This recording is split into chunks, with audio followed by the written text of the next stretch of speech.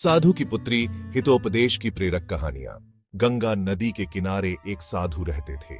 वे न केवल विद्वान थे बल्कि उनके पास जादुई शक्तियां भी थीं। एक दिन वे ध्यान में मग्न थे, तभी बाज की चोंच से एक चूहिया छूटकर उनके हाथों में आ गिरी। उसकी छोटी सी पूंछ व काली चमकीली आंखें थीं। उन्हें वह बहुत अच्छी लगी, पर घर ले जाने से पहले उन्होंने जादुई मंत्रों के प्रयोग से उसे एक लड़की में बदल दिया।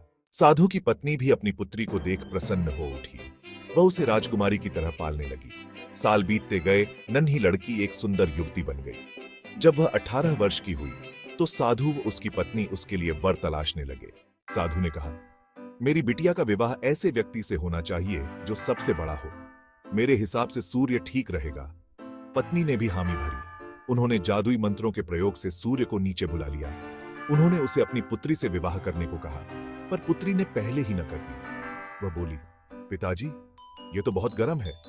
मैं उससे विवाह करूंगी जो इससे भी बेहतर हो। साधु निराश हो गए। उन्होंने सूर्य से कहा कि वे ही कोई वर सुझाएं। सूर्य ने कहा, बादलों के देवता से बड़ा कौन होगा?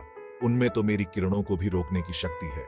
साधु ने बादलों को नीचे बुलाया। वह अपनी पुत्री से विवाह करने को कहा, पर इस बार फिर पुत्री ने मना कर दिया। वह बोली, ये तो कितना बदसूरत है, मैं इससे विवाह नहीं कर सकती।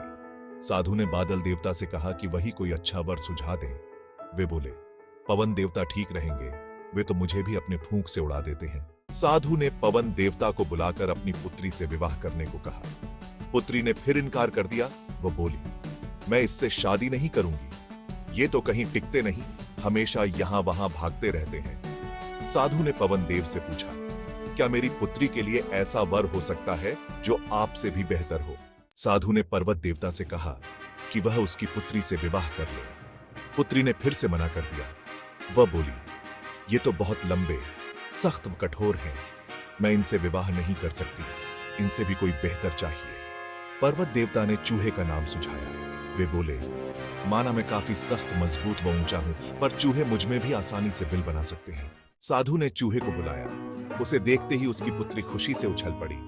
हाँ पिताजी, यही तो है वह, मैं जिससे शादी करना चाहती थी। साधु ने सोचा, इसे ही किस्मत कहते हैं।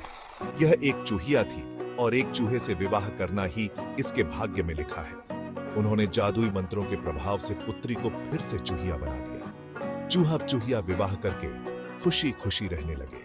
शिक्षा कोई भी अपने मूल स्वभाव को नहीं बदल सकता।